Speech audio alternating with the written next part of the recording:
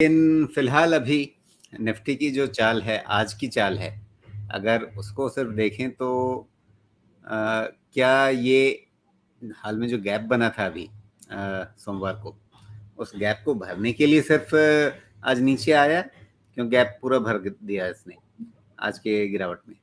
सिर्फ इतना ही काम था या इससे ज्यादा कुछ है इसमें भी? नहीं देखिए, मार्केट खिंचा हुआ है। मेरे हिसाब से तो सही नहीं है ये मार्केट का डायरेक्शन। यहाँ से आज हो, कल हो, परसों भी हो, गैप से बहुत ज्यादा फर्क नहीं पड़ता है। डायरेक्शन अभी भी ट्रेडिंग स्टैंड पॉइंट से अप की है। आप पूछेंगे कब तक अप है, तो अभी जो लेवल आ रहे हैं वो थोड़े नीचे हो गए। पहले मैंने 18,300 पे इमीडिएट रिस्क बताया था, अगर याद हो तो। जो अपना टर्न अराउंड रिस्क है वो 18,000 पे बताया था, लेकिन अब चेंज करना है। इमीडिएट रिस्क को आप अब बढ़ा के 18,400 पे ही कर दीजिए, और जो टर्न अराउंड रिस्क है उसको 18,150 के पास लेके चले जाइए। इतने के पहले ही हमें डिसीजन लेना पड़ेगा कि मार्केट में जो रनिंग करेक्शन है वो स्टार्ट हो जाएगा क्या। अब निफ्टी बैंक पे ये मुझे क्लैरिटी नहीं है, लेकिन इतना जरूर है कि उसमें अभी भी 43,200 जैसा बना हुआ था, वही सिचुएशन बना हुआ है। उसके पहले कोई रनिंग करेक्शन बहुत ज़्यादा उम्मीद नहीं रखते हैं। तो सिचुएशन ऐसा है कि मार्केट कंसोलिडेट करता रह सकता है अभी। जब इंडिकेशन आएगा लेवल टूटने के बाद, तभी कह पाएंगे कि यहाँ से करेक्शन पुल ऑफ रनिंग वाला शुरू होगा। अदरवाइज अभी पूरा का पूरा मोमेंटम स्ट्रांग है, लेकिन जून में काफ़ी सारी चीज़ें हैं आने वाले समय में जो मार्केट को थोड़ा बहुत हिला सकती हैं। तो केयरफुली तो जाना ही है, और बाय करना है करेक्शन में ही। इतने ऊंचे पे बहुत ज़्यादा खरीदने की ज़रूरत नहीं है। नैरो मार्केट में स्टॉक स्पेसिफिक ज़रूर काम कर सकते हैं, करेंगे भी, बिकॉज़ बहुत सारे ऐसे स्टॉक्स हैं जो कि कंसोलिडेशन से बाहर आ रहे हैं, बिकॉज़ उनका टर्न अराउंड हो रहा है। तो उस तरह से ही काम करें, फ़ायदा मिलेगा। यहाँ पर अपना जो सबसे बेसिक टूल है, ट्रेंड लाइन, मैंने उसको थोड़ा आजमाने की कोशिश की है। निफ्टी पर ये ट्रेंड लाइन जो है वो 20 डे मूविंग एवरेज, 20 दिनों के मूविंग एवरेज से बिल्कुल मेल खा रही है इस समय। और कई बार आप कहते हैं ट्रेंड लाइन मत देखिए, मूविंग एवरेज ही देख लीजिए, तो क्या यहाँ भी वही फॉर्मूला चलेगा? मामला एक ही है, फिलहाल तो दोनों एक दूसरे के सुपर इम्पोज्ड हैं, लेकिन जी 20 डे में देखना ज़्यादा बेहतर है अगर आप अर्ली एग्जिट चाहते हैं तो, बिकॉज़ उस पे कॉन्फिडेंस थोड़ा ज़्यादा रहेगा, थोड़ा वो स्मूदन है, इसलिए उस पे कॉन्फिडेंस थोड़ा ज़्यादा रहेगा। जी। यहाँ पर एक और दिलचस्प चीज़ हो रही है कि हम बाजार में वैसे तो लाली की बात कर रहे हैं, कमजोरी की बात कर रहे हैं, खतरा कहाँ से शुरू होगा इसकी बात कर रहे हैं, लेकिन एक बड़ी दिलचस्प चीज़ यहाँ पर साथ में ये हो रही है कि आपका गोल्डन क्रॉस बनने जा रहा है। और जो भी नियमित दर्शक हैं वो इतना तो आप जान ही रहे होंगे कि गोल्डन क्रॉस का मतलब है बाजार में एक और बड़ी तेजी की आहट।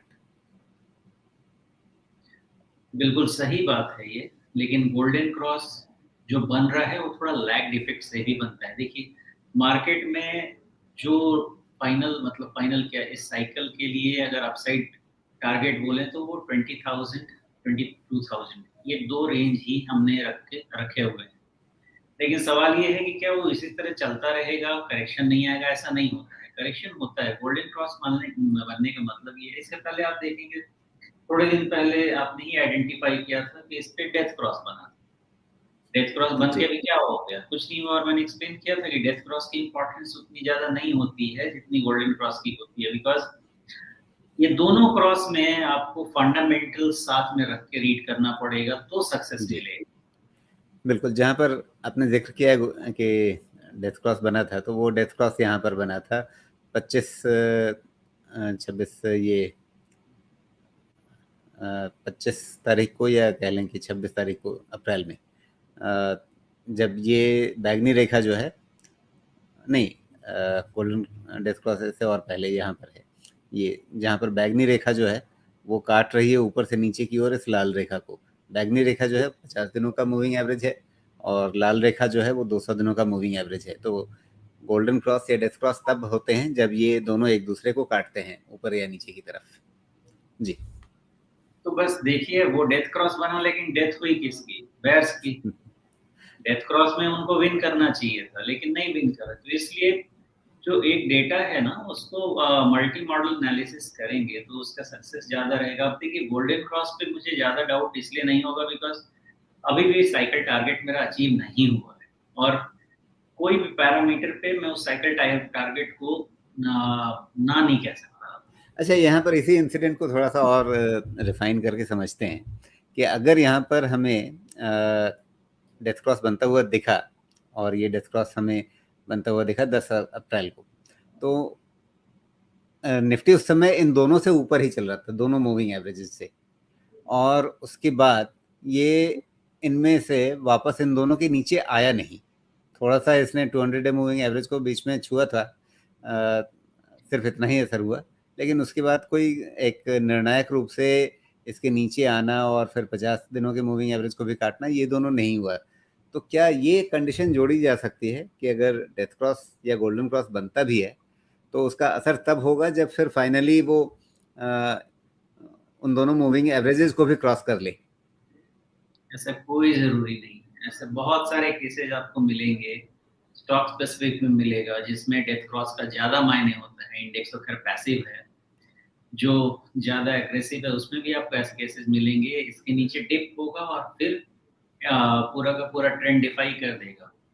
जब भी ये क्रॉसेस बने, इनका बहुत बड़ा मायने होता है, इसमें कोई डाउट नहीं है। लेकिन इसको आप साथ में जो इकोनॉमी और कंपनी के फंडामेंटल्स हैं और जो फोरकास्ट हैं, उसको सामने रख के देखिए, तब इसका सहारा लीजिए तो गेन बड़ा बनेगा। फॉर एग्जांपल मान लेते हैं कि अगर यहाँ गोल्डन क्रॉस बनता है और मार्केट में डिप बड़ा आता है, आप मान के चलिए कि 18,000 17,500 के आसपास कुछ भी आता है, मैं बहुत बड़ा बायर बनने वाला हूँ। बड़ा बायर कहने का मतलब ये है कि एग्रेसिव बायर बनने वाला हूँ।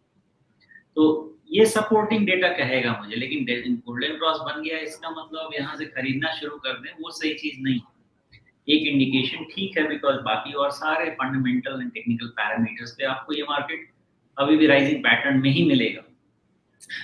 लेकिन रिस्क क्वोशंट जिस तरह का है और ये लेग कंप्लीट हो रहा है, अभी हो रहा है कि नहीं हो रहा है आइडिया नहीं, क्योंकि रिजल्ट्स तो हो गए। अब रिजल्ट्स आने वाले हैं यहाँ से करीब-करीब सवा महीने के बाद ही। तो उतने तक तो इंतज़ार ही है, तो उतने तक मार्केट करेगा कि या तो कंसोलिडेशन में जाए या थोड़ा हीट निकाल दे। यही तो सूरत लगती है।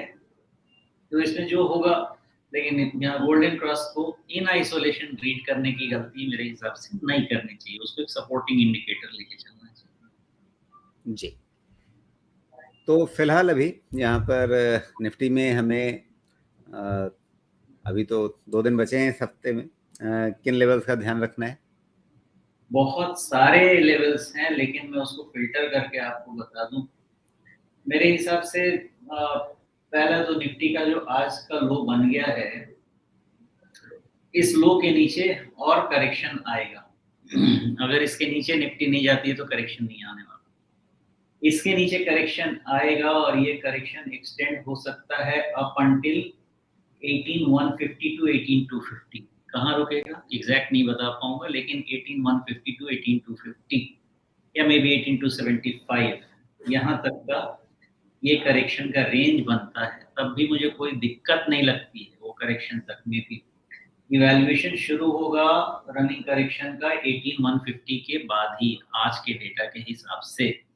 तो जो भी डिप मिलता है वेट एंड वॉच करें। अगर आज का लो नहीं टूटता है तो कोई दिक्कत नहीं है, आज का लो टूटता है तो सर्टेनली वॉच करना चाहिए, कुछ नहीं करना चाहिए। और 18,300 के पास ही मन बनाना चाहिए थोड़ा बहुत खरीदने का, अगर करना भी है तो भी। और 18,150 को ध्यान रखिए, क्योंकि 150 पॉइंट का रिस्क ओके है, 100-150 पॉइंट तो रिस्क आपको लेना पड़ेगा, उसके पहले और कुछ नहीं करना चाहिए, ऐसा मेरा मानना है। तो जिसको ट्रेड करना है, आज का लो पहला आपका टर्न अराउंड पॉइंट है। अगर आपने ट्रेड करना भी है तो इसके नीचे और नीचे आएगी निफ्टी। फाइनली 18,150 का ध्यान निफ्टी के लिए रखिएगा। जी। और ऊपर की ओर अगर चाल आगे बढ़ती है तो फिर कहाँ देखते हैं? देखिए बड़े छोटे-छोटे कंजेशन हैं। 18,700 है, 18,900 है, 19,000 है, तो ये सारे कंजेशन हैं।